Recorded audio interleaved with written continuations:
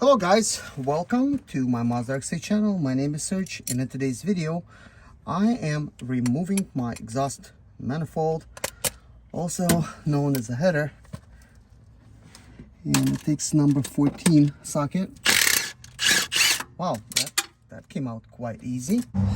Let's continue.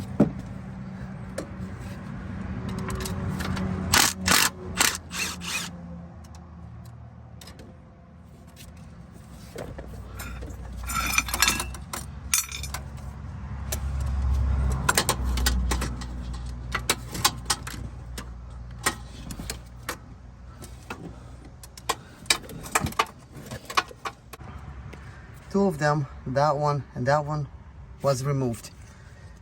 Now there's one more over there towards the top that I gotta get to, and then we gotta get to 3 at the bottom. To remove the exhaust manifold, you're gonna need to reach in here. You see that little plug right there, gray one, gray connector, which is already unplugged. Press that little N tab to release the O2 sensor. Once that has been released, you'll need to remove this, that, and that 14 millimeter nut. Then, as you know, I already removed those. You'll just need to reach in and remove that one that's back there. The last upper one, this is the tool I used. I used this with a long extension to remove those two, and I used this. This is a insider's ratchet, which is a 14 millimeter. Don't let this shallow socket fool you. These things are actually pretty long. You could really pull out some long bolts with those. And I used that insider ratchet at the bottom to remove those. And now you just have to, work it out. So it's coming out. This seal, I'll go ahead and remove it. I just dropped it. This is the seal. And now we could just work it out. I'm gonna climb underneath, make sure I have good visual what I'm doing.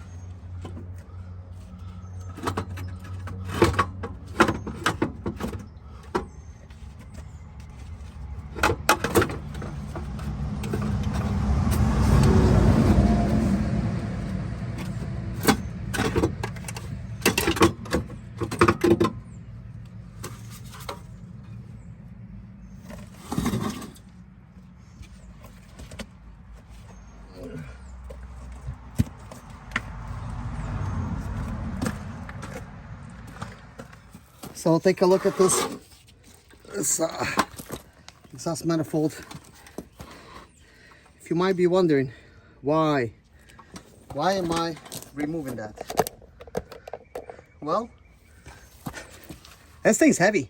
I don't know, like iron or something. We will be removing that O2 sensor off of it. So replacing this with a header should make your Mazda RX-8 breathe a little bit better, but also you're gonna get the weight savings. I'm curious to know what this thing weighs. I got my BMW X5 trunk open so I could actually work out of it. But anyways, let's go ahead and remove this O2 sensor. I actually do have a proper tool for removing it, but I'm gonna see if I can just remove it this way.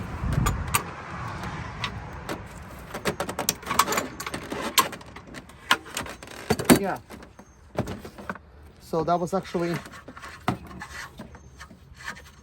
piece of cake to try to remove it. It is dirty a little bit.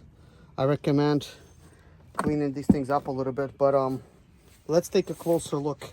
So in a recent video I did a vacuum pump delete. So that's what those are, those holes right there for the vacuum pump. So when you have this thing installed in your car, it looks something like this. Then the seal goes on it, then a vacuum pump tube which goes up goes on this. But let's compare this to what I'm gonna install right now. So this is the header, also known as the exhaust manifold. That's what I'm actually installing in the car right now. As you can see, it looks so much nicer. I do need to measure the inside diameter. However, you know, it does look like it's the same exact diameter. I don't necessarily think that this is going to give you any horsepower gains.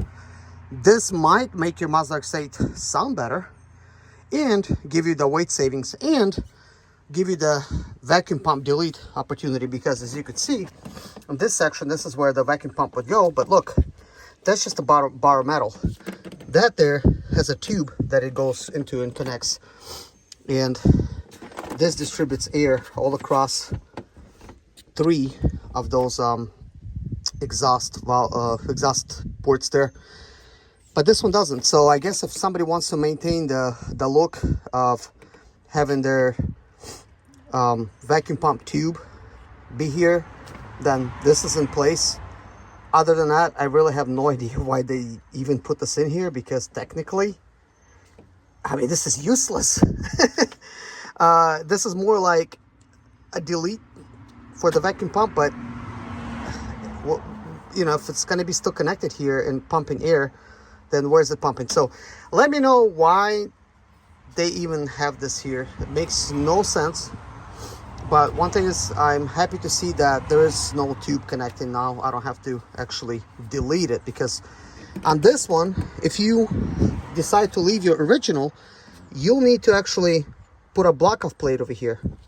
But there's no block-off plate needed for this because, well, it's not even connected. So we do have the O2 sensor on the same side right here. Boom. Then we have it right there. So that's good. That's going to be able to reach just fine. These tubes, they do look a lot nicer. I'm not sure the installation, if it's going to be easy or hard to install it. I will try to install this right now in real time. But before we do, I do want to take this to the scale, and I do want to weigh this.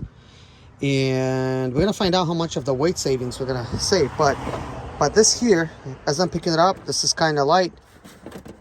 And this, oh my gosh, like this feels 3 times heavier at minimum. So let's go weigh these. I have these professional doctor scales that I'm weighing it on. And as you can see, you put it to 0, slide that thing over. So that is almost 10 pounds. Good job. Let me hear clap. And now we have the original. As you can see, definitely more heavier. So let's just slide this over and see exactly where are we at with this. So about 16.5 pounds. Wow, that's almost double. So I was wrong about the triple, but that does feel very heavy. And now I'm weighing it with technically a very good smart scale here. And as you can see, yeah, a little bit more than 9.5 pounds. And now this, almost 17 pounds. So anyways, this concludes the removal process of this exhaust manifold. In the next video, I'm going to be installing this header right here. It does take a special approach. I have watched many different YouTube videos. Everybody just installs this simple, yet I encountered some problems which I would like to address in the next video, and I have found solutions to those problems. So anyways, guys, I'll see you guys in the next video. Bye-bye.